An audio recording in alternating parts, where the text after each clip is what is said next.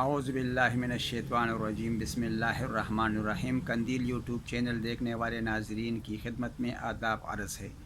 ناظرین، chief justice of Pakistan نے ایک دفعہ پھر پلجلی چھوڑی ہے کہ پاکستان میں نظام عدل تقریباً ختم ہو رہا ہے۔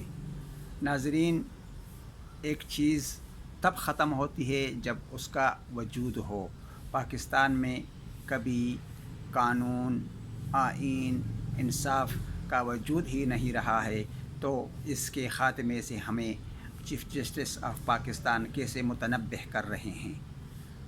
ناظرین، ہر چیف جسٹس، ہر جرنیل، ہر صدر یا وزیر اعظم آغاز میں جب آتے ہیں تو وہ اپنی حیثیت دکھانے، اپنا آپ منوانے کے لیے کچھ نہ کچھ بڑکی لازمی مارتا ہے۔ الیکشن سے پہلے آپ لوگوں نے عمران خان کے وعدے اور بڑکیاں دیکھی۔ اس سے پہلے جب نواز شریف الیکشن لڑتے تھے تو کتنے اسلام پسند اور پاکستان سے محبت کرنے والے ہوتے تھے، لیکن نتیجہ کیا نکلتا؟ اس ملک کو دونوں ہاتھوں سے لوٹتے، آئین کو پامال کرتے، قاعدے اور قانون کی دھجیاں اڑاتے اور امریکی چاپلوسی میں سب سے آگے ہوتے۔ یہی طریقہ ماضی میں بھی تھا، یہی طریقہ تبدیلی سرکار کا صرف اتنا تبدیل ہوا ہے کہ پہلے کچھ شرم اور حیا ہوتی تھی، لیکن اب ذرا بھی شرم اور حیا باقی نہیں رہی۔ بالکل ننگے ہو گئے ہیں سارے چور ڈاکو۔ ماضی سے زیادہ بدتر کردار ہے، غلیظ کردار ہے تمام اداروں کا۔ چیف جسٹس آف پاکستان جناب گلزار احمد صاحب سے پہلے جو جسٹس آصف سعید کوسہ صاحب تھے، انہوں نے بھی بڑکی ماری تھی، خصوصاً جنرل باجوہ کے ایکسٹینشن کے بارے میں، لیکن چونکہ رکاوٹیں تھی تو اس لیے ان کو قانونی طریقے سے اسمبلی میں بیچ کر کام کروایا گیا، کیونکہ امریکہ سے حکم آیا ہوا تھا پہلے ہی کہ جناب جنرل باجوہ کو 3 سالہ ایکسٹینشن دینا ہی ہے، تو پھر اس میں دو رائے نہیں ہو سکتی۔ یہ لوگ اللہ کے احکام چھوڑ سکتے ہیں، لیکن امریکی حکم کسی صورت بھی یہ نہیں چھوڑ سکتے۔ یہ ہماری بدقسمتی ہے۔ ناظرین، آپ لوگوں نے دیکھا کہ جسٹس آصف سعید کوسہ مختلف طریقے سے وہ جنرل باجوہ کا ایکسٹینشن پاس کر گئے اور انہیں وہ 3 سالہ توسیع مل گئی۔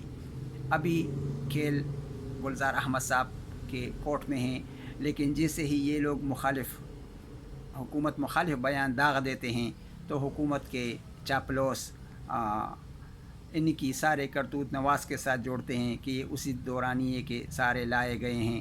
حالانکہ جتنے بھی جج صاحبان ہیں یہ مڈل کلاس سے تعلق رکھتے ہیں۔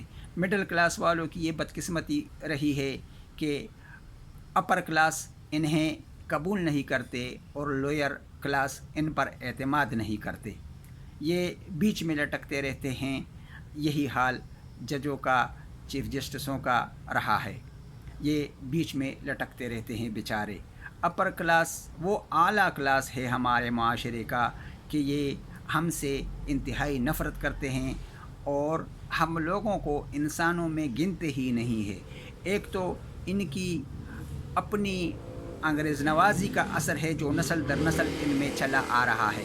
دوسری ہمارے عوام کی وہ کمزوری ہے جو ان لوگوں کو خدا سمجھ بیٹھے ہیں اور ان کی باقاعدہ پرستش کرتے ہیں۔ آپ لوگوں نے دیکھا ہوگا کہ کچھ یوتیے، کچھ پٹواری، کچھ جیالے کس طرح اپنے لیڈروں پر قربان ہونے کے لیے تیار ہوتے ہیں، حالانکہ اگر یہ ذرا بھی محب وطن ہوتے اور ان لوگوں میں عوام کے لیے ذرا بھی جذبہ ہوتا تو کم از کم دوسرے ان کو غلیظ گالیاں تو نہ بکتے، احترام تو لازمی کرتے بطور سیاستدان جو ہمارے معاشرے کا ایک وتیرہ رہا ہے۔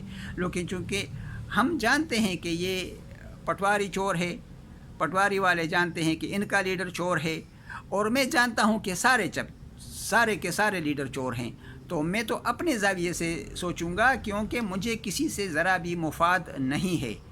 وہ جن کو نواز شریف کے سے مفاد وابستہ ہے وہ ان کے گیت گائیں گے، جن کی عمران سے وابستہ ہے انہوں نے ان کے گیت گانے ہیں، اور جو مولانا فضل الرحمن کے معتقدین ہیں، مذہبی گروہ ہے ایک جدا، ان کو وہ ان سے وابستہ ہیں اور ان کے لیے قتل اور قتال کرتے رہیں گے۔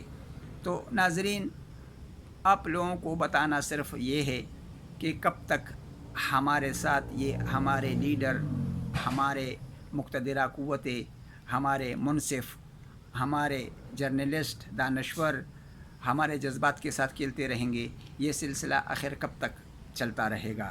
اصل مسئلہ یہ ہے کہ یہ ملک ہمارا ہے، اس کے لیے ہم نے قربانیاں دی ہے، ان کے لیے کسی جرنیل، کسی جج، کسی جاگیردار، سرمایہ دار نے قربانیاں نہیں دی ہے۔ 20 لاکھ جو مرے وہ ہم میں سے تھے، 20 لاکھ کے علاوہ جو عزتیں لٹی، جو عصمتیں لٹی، وہ ہمارے غریب لوگ تھے۔ ہمارے غریب لوگ ہی ہمیشہ قربان ہوتے ہیں اور قربان ہوتے آئے ہیں، لہٰذا اس دھرتی پر ہمارا حق ہے، اور یہ غلامانہ ذہن کا حصار توڑیے اور باہر آئیے، اپنی حیثیت پہچانیے۔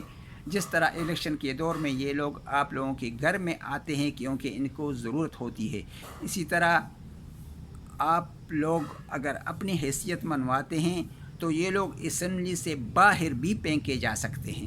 یہ میرا آپ لوگوں کے ساتھ وعدہ ہے کہ اگر آپ یکسو ہو کر اپنی غربت کو سمجھیں، اپنے غریب بھائی کو سمجھیں، پٹواری، جیالہ، یوتیا، اس لاحقے اور سابقے کو چھوڑ کر صرف اس